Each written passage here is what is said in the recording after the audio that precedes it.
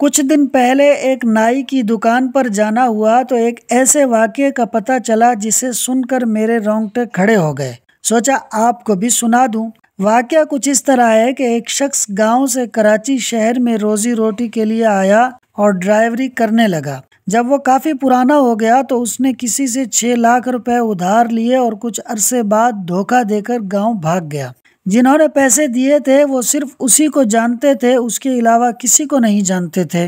جب ان کے ساتھ دھوکہ ہو گیا تو انہوں نے اس کی چھان بین شروع کی اور کئی مہینوں کے بعد جا کر انہیں پتہ چلا کہ اس شخص کے رشتہ دار فلاں جگہ پر رہتے ہیں۔ وہ ان کے پاس گئے اور سارا ماجرا سنا کر اس شخص کے بارے میں پوچھا تو انہوں نے کہا کہ وہ تو مر چکا ہے، ہم اس کے بھائی سے رابطہ کر کے دیکھتے ہیں۔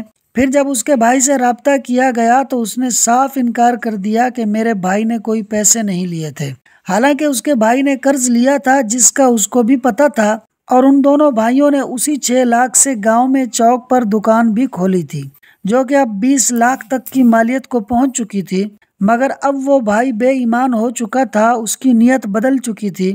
آخر قرض دار ناکام ہو کر لوٹ گئے۔ کچھ عرصے بعد وہ شخص اپنے بڑے بیٹے کے خواب میں آیا اور بولا کہ مجھ پر 6 لاکھ کا قرض ہے، وہ ادا کر دو، میں یہاں بڑی مشکل میں ہوں۔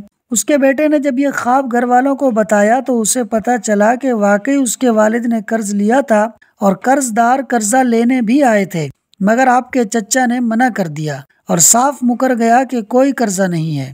جب اس لڑکے کو اپنے چچا کی اس بددیانتی کا علم ہوا تو پہلے اس نے زبانی کلامی چچا کو منانے کی کوشش کی کہ میرے والد کا قرضہ اتارو، مگر چچا نہ مانا۔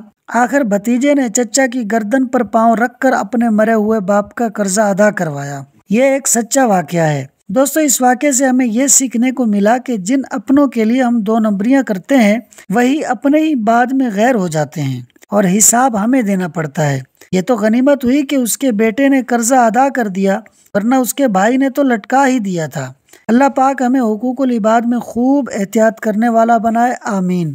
پیارے دوستو، ویڈیو کو اینڈ تک دیکھنے کا شکریہ۔ ویڈیو کو لائک اور شیئر کر دیں اور چینل کو ضرور سبسکرائب کر دیں۔ چینل کا نام ہے فاز سنو۔